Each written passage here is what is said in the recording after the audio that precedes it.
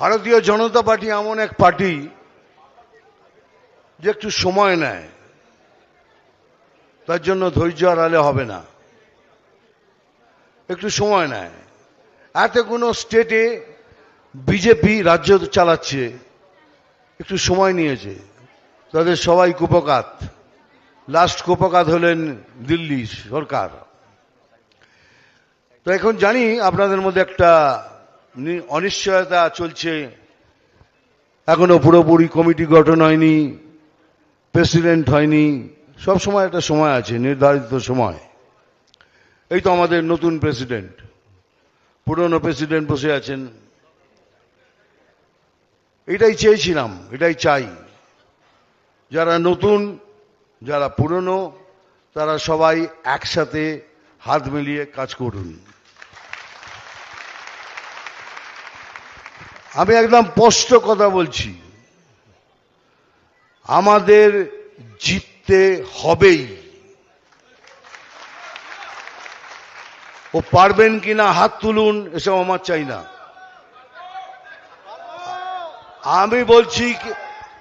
আমি বলছি জিততে হবেই।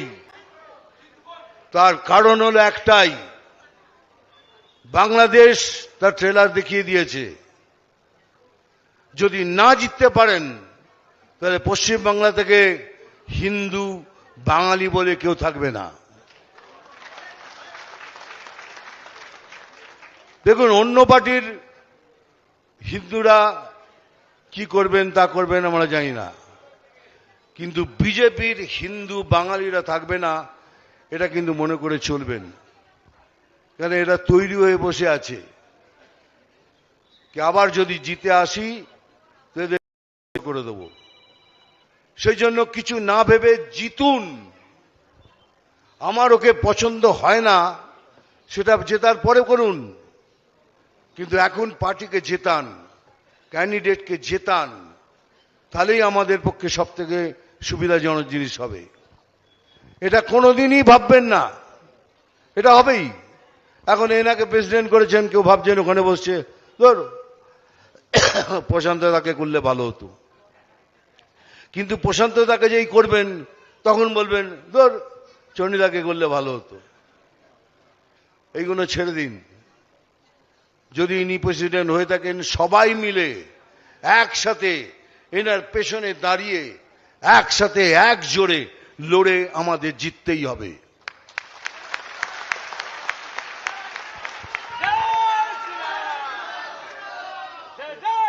কেননা আপনারা তো জানেন না, অন্য পার্টি লুকিয়ে লুকিয়ে মিটিং করছে।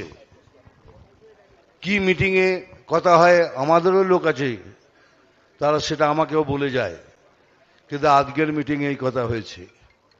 শেষ পর্যন্ত খালি একটাই লাইন থেকে যায় কি আমরা হিন্দুদের থাকতে দেব না বা হিন্দুদের রাজ করতে দেব না। আমি কিন্তু বলি कि गर्व से कहो कि हम सनातनी है, गर्व से कहो। আমরা সনাতনী। যদি ভগবান জন্ম দিয়ে থাকেন সনাতন হিসেবে, তাহলে মরবো সনাতন হিসেবে, কিন্তু অন্য হাতে এইভাবে মার খেয়ে মরবো না। এই জন্য বলছি, যারা বুথের লোক আছেন, যারা মণ্ডলের লোক আছেন, যে যেখানে কাজ পেয়েছেন সেটাকে নিষ্ঠা দিয়ে ভালোবাসা দিয়ে একবার, এই লাস্ট বার সবাই মিলে চেষ্টা করে আমাদের পার্টিকে জেতান। জেতার পরে দেখুন কি হয়। এই বাংলা সেই বাংলা থাকবে না, একটা উজ্জ্বল বাংলা হয়ে উঠবে, লোকের কাজকর্ম বাড়বে, শিল্প আসবে। এগুলো তো আমাদের হাতের মুঠোর মধ্যে, কিন্তু করতে দিচ্ছে না। কেন দিচ্ছে না? কারণ শক্তি বেশি। যদি কিছু না পারেন, ভালো করে শুনুন কি বলছি, যদি কোথাও বাধা সৃষ্টি হয়, ডাইরেক্ট আমাকে ফোন করবেন, ডাইরেক্ট আমাকে কন্ট্যাক্ট করবেন। পার্টির থেকে যদি কিছু চাই কন্ট্যাক্ট করবেন, আমি দাঁড়াবো, আমি করিয়ে দেবো সব কাজ। কিন্তু একটাই প্রমিস, কি আপনাদের জিততে হবে।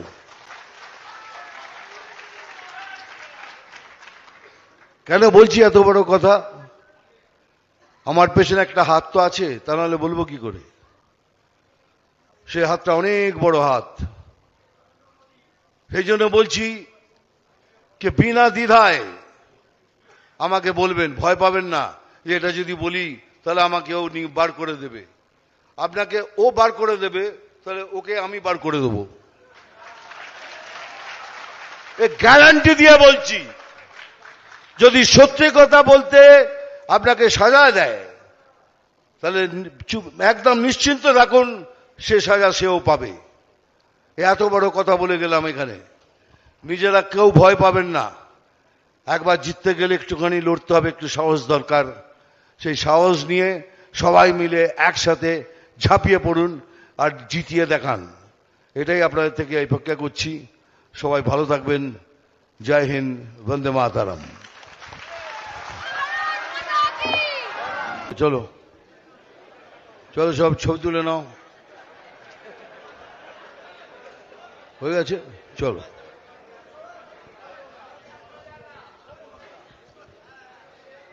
আমি এসব স্টাইল মারছি না, জানো তো, আমার হাতটা ভেঙে গেছে, সেই জন্য এখানে রেস্ট নিচ্ছি। দুটো বিষয়, আমি এনাদের মতো বক্তৃতা দিতে পারি না, আর বক্তৃতা দিতে চাইও না। ওই দুটো বিষয়ের মধ্যে একটা বিষয় হলো এটা, যদি মিঠুন চক্রবর্তীকে দেখতে এসেছেন, তাহলে দেখা হয়ে গেছে, চলে যান। আর যদি পার্টির কথা শুনতে এসছেন, তাহলে চুপচাপ বসে শুনবেন।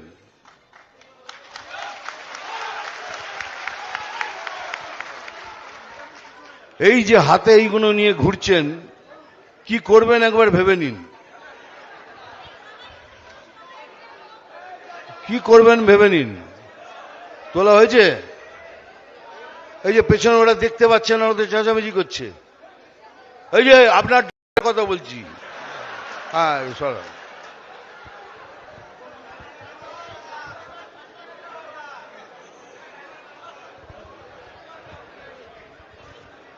কথাটা হচ্ছে কি,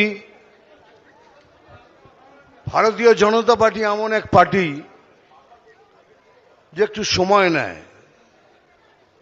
তার জন্য ধৈর্য হারালে হবে না, একটু সময় নেয়। এতগুলো স্টেটে বিজেপি রাজ্য চালাচ্ছে, একটু সময় নিয়েছে, তাদের সবাই কুপকাত।